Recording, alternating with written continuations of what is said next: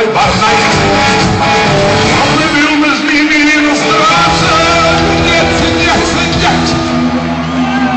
A da mi dobili još kredita, ja sam morao da napišem i drugu strofu.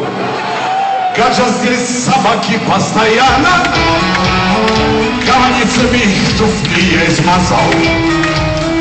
Pa kusačka čak menjava mraka, što ne bil među njimi inostrance.